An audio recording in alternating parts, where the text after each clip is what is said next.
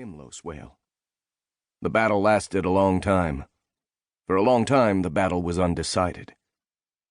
Thunderbird in the air could not whip Mimlos whale in the water.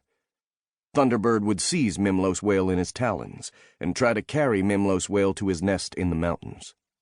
Mimlos whale would get away. Again, Thunderbird would seize him. Again, Mimlos whale would escape. The battle between them was terrible. The noise that Thunderbird made when he flapped his wings shook the mountains. They stripped the timber there. They tore the trees out by their roots. Then Mimlos whale got away. Again, Thunderbird caught Mimlos whale.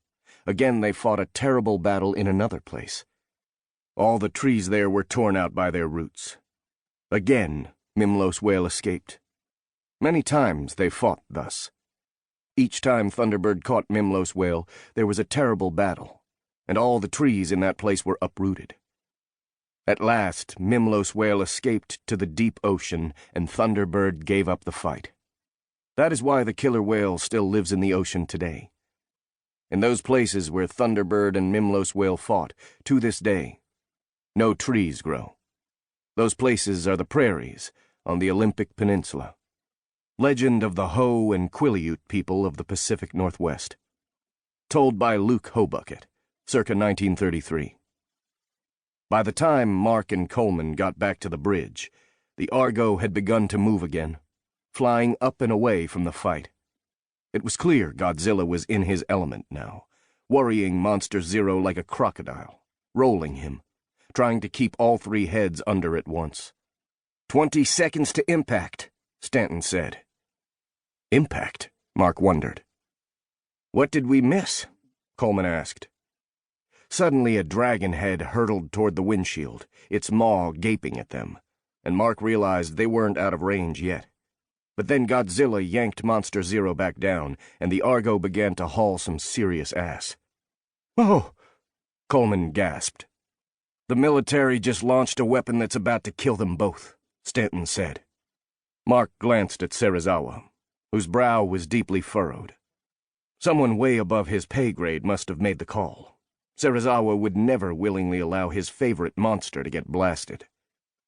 And despite himself, Mark felt the stirrings of sympathy for Serizawa's point of view. Godzilla had saved their lives a couple of times now, whether he meant to or not. But if the big lizard had to die for them to get Monster Zero too, it's not the worst idea, Mark said. On the other hand, Godzilla was winning. Monster Zero was taking way more than he was dishing out, his golden light flickering, while Godzilla had never looked stronger.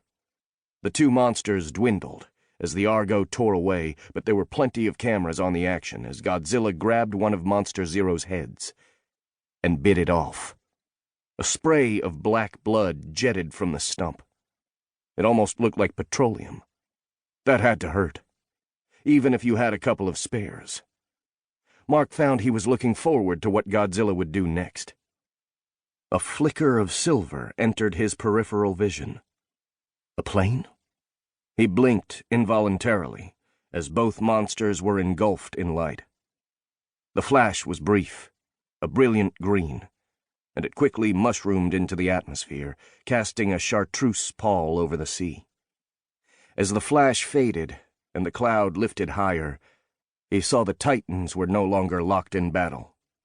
They were thrashing about in the water, grasping for something out of reach, fighting something they couldn't claw or bite.